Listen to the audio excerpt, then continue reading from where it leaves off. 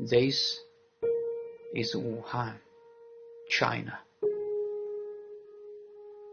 A megacity with more than 10 million people. A city that was caught off guard completely by the novel coronavirus in the beginning of this new decade. The city was later put to a complete lockdown and thousands of people lost their lives. What you're seeing here is just unprecedented. It is a catastrophe. Yet during this most difficult time, we Chinese people have demonstrated tremendous amount of courage, determination, and responsibility. I made this video because I was actually motivated the night I downloaded a social app. I initially just wanted to feel its business model and figure out why it took off like a rocket. But surprisingly, pretty much all the feeds I got on that platform are related to the Chinese people fighting against this coronavirus. That night actually turned out to be sleepless for me because I just couldn't stop watching those videos, and my eyes are pretty much all wet throughout the night. So I decided to piece them together and attach to it my personal thoughts. The goal, I think, is twofold. I want to thank and salute all the Chinese people who are right now fighting this coronavirus. And I also hope to make our Chinese voice heard on the world stage. And that's why I'm recording this in English. I was touched the most by seeing the Chinese people rally together as a nation. In the beginning, the situation in Wuhan was dire. We were losing Chinese lives. But when we realized that we didn't have enough beds in hospitals to take care of those infected, this is what happened. Yes, we built a hospital from scratch within less than 10 days. You tell me any other country in the world can do this. This is what China is all about. When we realized that we didn't have enough medical professionals in Wuhan, this is what happened. More than 42,000 medical professionals from across the country rushed to the epicenter by air, by land, because they wanted to save Chinese lives. Take a look. We have this hospital director sending her post-90 generation staff to the epicenter. We have this 90 years old Chinese medicine doctor gearing up and serving his country. We have this wife not wanting to let go of her husband's hands. It is heartbreaking to say all this because this deadly virus could mean a one-way trip for all of them. Yet they didn't walk away. Not at all. They all put their country first, and they put their family behind. This is what China is all about. In China, we all know our military can be calling it out during most difficult times. Once again, they proved that.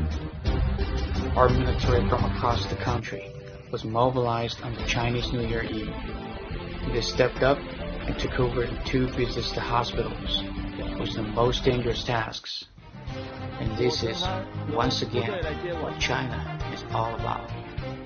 And take a look at the patient's reaction when they're discharged. It's obvious how satisfied and how grateful they are. And this is the cabin attendant thanking a plane of medical professionals flying to her hometown to save lives.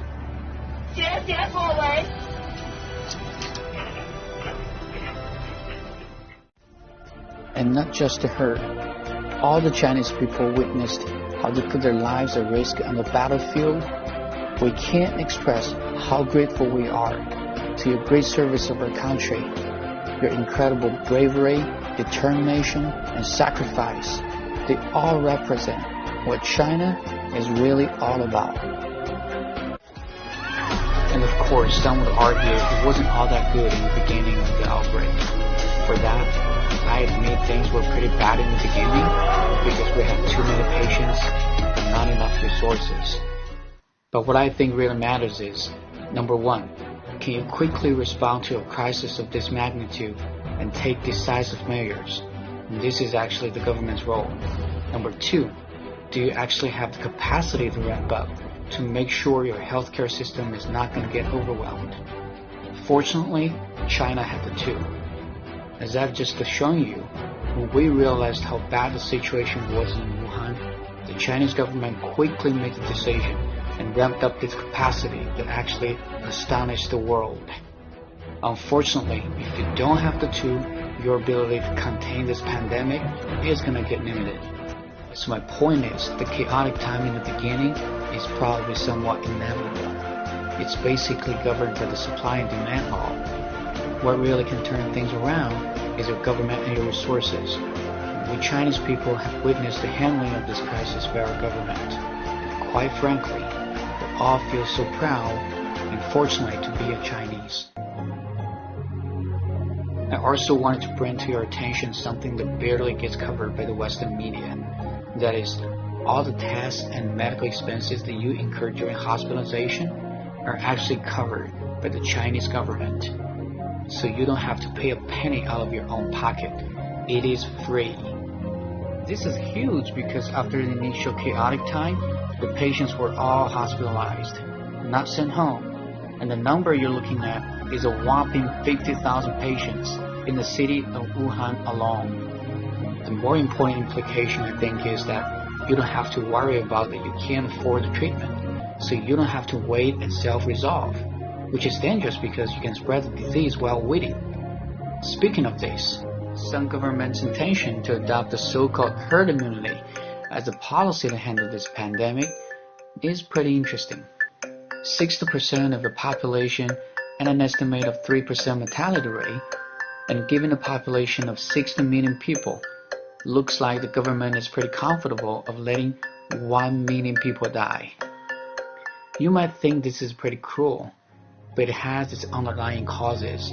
So, if you use China's approach, which relies on widespread testing, tracking down the contacts of every single confirmed case and quarantining them, think about how much budget you need to support this, let alone the medical expenses in hospitals. You're looking at billions and billions of dollars. Imagine when the Treasury Department is crunching the numbers. They really can't do much by themselves to stay ahead of the curve. This is really the time that calls for international cooperation, which I'm going to talk about in a minute. China has already demonstrated no matter how formidable the coronavirus might appear, it's not invincible. The situation was pretty dire about a month ago, but now we got it under control. The Chinese people understand in a global crisis like this, we're more dependent on each other than ever before. That's why immediately after we got the corona under control, we're sending our medical professionals as well as vital medical equipment to the countries that are suffering right now, because we wanted to help. As a matter of fact, we're helping dozens of countries now, including Italy, Spain, Serbia, Pakistan, just to name a few. And the Chinese government is committed to supporting 82 countries around the globe that either need medical personnel or medical equipment. This is the president of Serbia, kissing our Chinese national flag at the airport when the Chinese medical team arrived in his country. What a moment of humanity. On the other hand, we have to say when we're fighting against the virus, we heard a lot of not-so-friendly voices from the West. But remember, our common enemy is the coronavirus. And this is not a time to scapegoat anyone, any country, to deflect the blame. For that matter, I hope the media and some politicians can stop using xenophobic rhetoric because people need the right guidance, especially in a time of heightened emotions like this. But if we give a second thought, this is no surprise because no country in the world can be free of vicious attack. So if we think it that way and take it lightly, we shouldn't feel frustrated, and we should keep on doing the right thing and helping the world and helping the people in need. Lastly, I wanted to urge our Western friends to put aside your stereotype if you have any, and to start to look at China using a whole new different perspective. Because the China today is no longer the China you knew 50 years ago. I want to end my recording by sharing with you that on April 8, the city of Wuhan, the epicenter, lifted its 2-month lockdown. People are coming out and resuming their normal activities. And on April 22nd, the number of existing cases across the country, for the very first time, dropped below 1,000. Again, the coronavirus is not invincible. If the whole world comes together, there's going to be nothing that can stand in our way in defeating this coronavirus. I believe at the end of the tunnel, you always see the light. I'm a Chinese, a proud Chinese. Thank you.